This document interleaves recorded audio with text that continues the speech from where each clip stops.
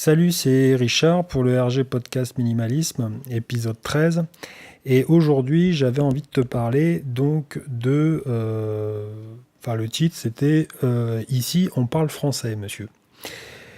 Et t'as bien compris... Enfin, t'as bien compris, non, tu l'as pas compris puisqu'on commence le podcast. Mais l'idée, c'était d'essayer de voir un petit peu comment ça se passait, la répartition mondiale et les langues dans le monde entier. Alors pour faire simple et pour pas rentrer dans des gros calculs, mais disons que voilà, on va faire des chiffres un peu arrondis, hein, tu m'excuseras pour les virgules, mais c'est à peu près ça. Dans le monde, on est 7 milliards d'habitants, hein, de terriens. Il y a 4,5 milliards d'Asiatiques, hein, donc compris Inde, Chine, etc. Donc c'est 60% de la majorité mondiale. Il y a plus d'1,2 milliard d'Africains.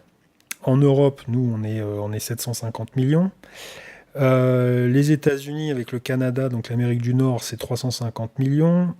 Et 650 millions pour l'Amérique latine. Donc si je simplifie, 4,5 pour l'Asie, 1 milliard pour les deux continents américains, 1 milliard pour les Africains et un petit peu moins d'1 milliard pour les Européens. Voilà. Là, tu as la répartition à peu près mondiale. Quand tu vois que la majorité des pays colonisés ont été faits par des Anglais, bon, je parle pas de la partie américaine parce que là, ça a carrément été envahi, mais par exemple des pays comme l'Inde et autres, et que historiquement, on a eu des barrières qui ont fait que voilà, on n'a pas pu se développer d'une bonne façon. On se retrouve avec un monde qui parle anglais, quoi. C'est-à-dire qui vend anglais, qui communique anglais, la langue universelle, c'est l'anglais, quoi. Et là, c'est un petit peu Astérix, hein, l'histoire, hein. Mais t'as 70 millions d'habitants qui, parce que c'est encore pareil, hein, c'est encore la même histoire. On leur a expliqué tout petit que l'échec était interdit et que il fallait que tout se réussisse d'entrée, que tout ce que tu entreprenais devait être d'entrée réussi. Eh ben, on a eu des frustrés de la vie, quoi. On a eu des gens qui ont rien maîtrisé. Alors moi, je fais partie en plus d'une génération encore pire parce que on a appris les langues mais tardivement et puis c'était loin d'être évident à l'époque, alors que maintenant on a quand même des moyens de communication, des moyens d'apprendre, des moyens d'apprentissage et autres. Et puis on commence relativement tôt maintenant à l'école à nous inculquer ce genre de choses. Puis le fait voilà, de l'explosion d'Internet, des réseaux sociaux, des jeux vidéo, etc. font qu'on maîtrise quand même. Mais on maîtrise, moi je suis loin d'être sûr, hein. Je suis loin d'être sûr parce que franchement on se cantonne à notre culture en se disant que nous ce qu'on fait c'est vachement mieux, etc. Alors c'est une culture qui est historiquement hyper forte. Là-dessus, je suis pas, je suis le premier à le dire, je suis le premier à le revendiquer, que je sois aux quatre coins de la France et du monde. C'est le cas, il n'y a aucun problème là-dessus. Mais par contre, ce qui serait pas mal, c'est de le véhiculer à tous les autres, quoi. C'est-à-dire que quand quelqu'un demande son chemin en plein Paris, c'est d'avoir le réflexe de lui répondre et d'essayer d'apprendre de l'autre, quoi. Et là, non. Là, on est en face de gens qui, s'ils sont pas nés dans une famille bilingue, croisée, natif ou autre, bah non, on fait pas l'effort. Et puis c'est surtout, on veut pas passer pour un con, quoi. Donc le mot est lâché, mais c'est surtout ça. C'est-à-dire que il y a pas mal de gens qui se disent non, mais moi, à l'oral, je suis pas bon. Par contre, à l'écrit, bon, ça va, je me débrouille. Non, mais ça veut rien dire, ça. Parler anglais, c'est parler. Parler, c'est prononcer des sons avec la bouche. Un gamin va pas vous sortir à 3 ans. Non, mais moi, je préfère écrire parce que parler, pour le moment, en plus, j'ai une voix un petit peu trop aiguë, donc ça passera pas avec... Non, c'est bidon, ça. Ça sert à rien.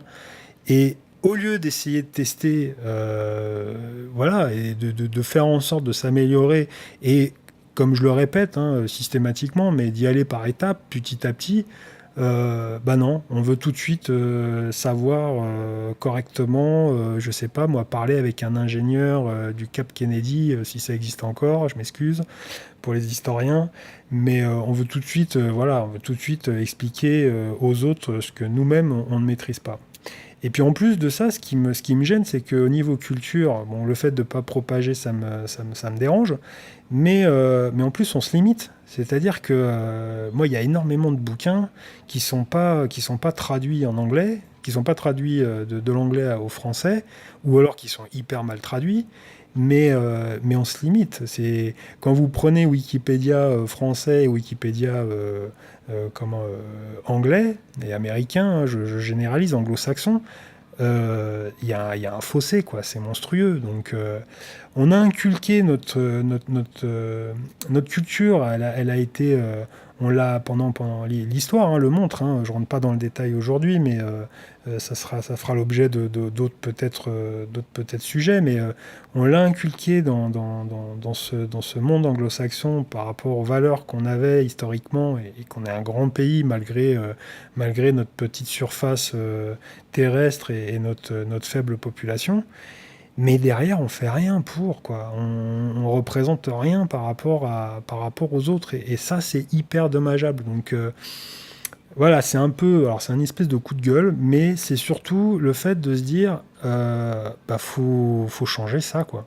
Faut changer ça, faut essayer d'avoir un regard différent du monde. Je dis pas forcément que voilà, faut être bilingue, et puis il faut sauter sur le première annonce de guide touristique pour pouvoir peaufiner et accentuer et améliorer son vocabulaire. Mais on est quand même vachement plus léger, vachement plus simple d'esprit quand on arrive à maîtriser un petit peu ce que l'autre nous demande. Et puis en général, il ne nous demande pas grand-chose, hein, juste son chemin. Donc c'est pas très très compliqué. Alors je schématise, il y a énormément de gens qui ont passé ce cap-là, mais enfin moi je sais que je suis resté pendant des années un petit peu bloqué en me disant tiens, bah ça les langues c'est pas fait pour moi, non ça c'est un truc c'est pas fait pour moi, comme si on choisissait ça c'est bon, ça c'est pas bon.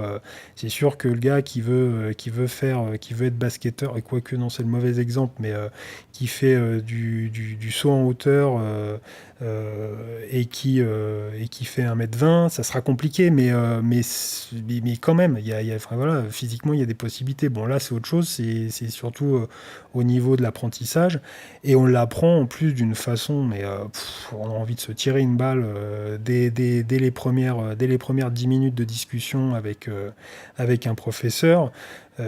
C'est pas contre la personne, parce que j'ai personne en ligne de mire comme ça, mais de façon globale, voilà, on essaye de vendre une sauce, et moi la sauce je la trouve pas à mon goût, quoi. Donc voilà, donc c'était pour dire ça. J'en ferai quelques-uns parce que c'est un sujet qui m'intéresse et qui franchement je pense moi, je l'ai découvert un peu tardivement, et je m'aperçois qu'il y a beaucoup à faire, même s'il y a énormément de gens qui ont déjà fait hein, dessus. Il y a énormément de choses qui existent sur Internet. Je reste persuadé que ça reste, il manque quelque chose, quoi. Voilà. Donc, bah, on en discutera un petit peu plus longuement plus tard. C'était voilà, c'était simplement pour expliquer un peu voilà déjà le monde comment il était foutu pour ceux que ça intéresse à ce niveau-là, et puis pour dire que non non on est français, mais justement moi j'aimerais bien qu'on le véhicule à droite et à gauche, ce côté franchouillard, et qu'on essaye d'être vachement plus ouvert au monde que on l'est. Mais c'est sur pas mal de points comme ça, on s'aperçoit de ça. C'est ce côté toujours de vouloir tout maîtriser avant de faire quelque chose. Et puis à côté, derrière, vous avez des gens je cite personnes en l'occurrence, mais qui cherchent même pas à comprendre et qui avancent et qui font et qui après montrent que c'est comme ça qu'il faut faire, alors que on aurait tellement à comment à montrer de nos valeurs en justement en développant ce que nous savons, que voilà, c'est déjà il y a des personnes qui le montrent, hein, dans le monde entier, mais il y aurait encore matière à faire davantage. Voilà. Donc c'est tout pour cet épisode. On se retrouve sur les réseaux sociaux, sur ma page RG minimalisme.cloud, où ça a pas mal évolué. Donc là, je suis en train de faire une nouvelle page. Je t'en parlerai dans les épisodes qui vont suivre. Et puis bah, sinon, bah, je te dis à demain pour un nouvel épisode. Salut!